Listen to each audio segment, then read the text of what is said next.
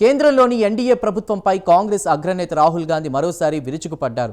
భారతీయ జనతా పార్టీకి చెందిన అనేక మంది ఎంపీలు ఓట్ల చోరీ కారణంగానే గెలిచారని ఆయన ఘాటు ఆరోపణలు చేశారు. 2024 లోక్సభ ఎన్నికల్లో పెద్ద ఎత్తున ఓట్ల చోరీ జరిగిందన్నారు. అంతేకాదు, న్యాయపరంగా ఎన్నికలు జరిగితే బీజేపీకి 140కి మించి సీట్లు రావని రాహుల్ గాంధీ సంచలన వ్యాఖ్యలు చేశారు.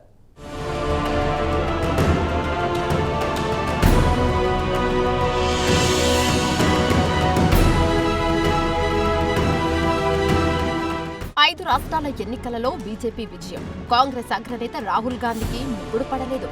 కేంద్రంలోని బీజేపీ ప్రభుత్వంపై ఆయన మరోసారి ఘాటు ఆరోపణలు చేశారు. ఓట్ల చోరీ ఆరోపణలను ఆయన మరోసారి చేశారు. ఈ సందర్భంగా ఎక్స్ వేదికగా రాహుల్ గాంధీ మరోసారి సంచలన ట్వీట్ చేశారు. ఓట్ల చోరీ ద్వారా బీజేపీ ఎంపీలు చివరకు ప్రభుత్వాలను కూడా దొంగిలిస్తున్నారని ఆయన ఘాటు ఆరోపణలు చేశారు.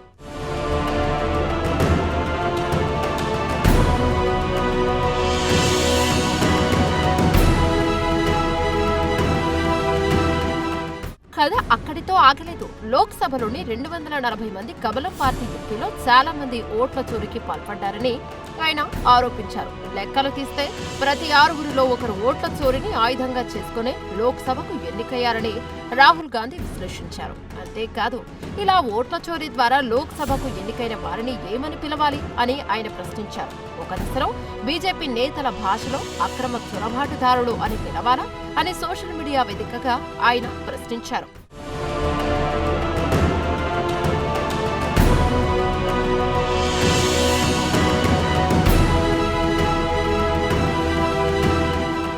అంతేకాదు, 2024 హర్యానా ఎన్నికలలో కాంగ్రెస్ పార్టీ ఓడిపోవడానికి ప్రధాన కారణం ఓట్ల చోరీయేనని ఆయన ఆరోపించారు. అప్పటి ఎన్నికల్లో కమలం పార్టీ నాయకులు పెద్ద ఎత్తున ఓట్ల చోరీకి పాల్పడ్డారని ఆయన ఆరోపించారు. కేవలం ఓట్ల చోరీ కారణంగానే హర్యానాలో కమలం పార్టీ మూడోసారి అధికారంలోకి వచ్చిందని రాహుల్ గాంధీ ఆరోపించారు. కాగా ఇదంతా తమ ప్రతిభేనని కమలం పార్టీ నాయకులు గొప్పలు చెప్పుకుంటున్నారని రాహుల్ గాంధీ ఎద్దేవా చేశారు.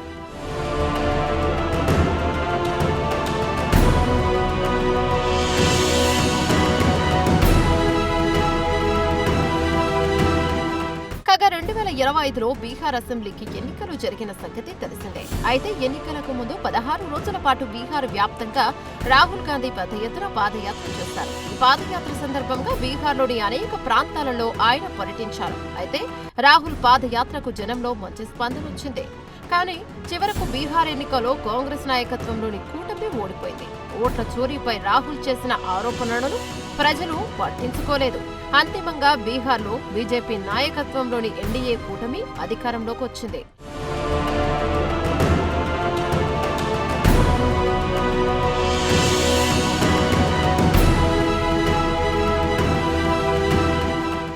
ఈ సందర్భంగా ఎన్నికల సంఘంపై ఆయన తీవ్ర ఆరోపణలు చేశారు. రాజ్యాంగబద్ధమైన సంస్థలని కమలం పార్టీ చేతుల్లోనే ఉన్నాయని ఆయన మండిపడ్డారు. ఓటర్ల జాబితాలను తారుమారు చేస్తూ రిమోట్ కంట్రోల్ ద్వారా ఎన్నికల ప్రక్రియను కమలం పార్టీ నాయకునే నడిపిస్తున్నారని ఆయన ఘాటు ఆరోపణలు చేశారు. అంతేకాదు, ఓట్ల చోరీ అంశానికి సంబంధించి వాస్తవాలు అంగీకరించడానికి కమలం పార్టీ నేతలకు ధైర్యం లేదని ఆయన ఎద్దేవా చేశారు.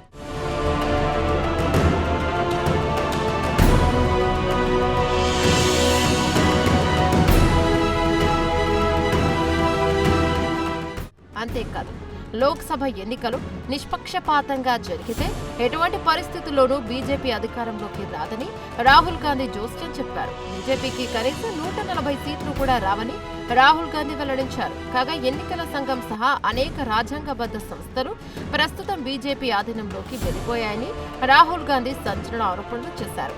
ఏమైనా ఓట్ల చోరీపై గత కొంతకాలంగా రాహుల్ గాంధీ ఆరోపణలు చేస్తూనే ఉన్నారు.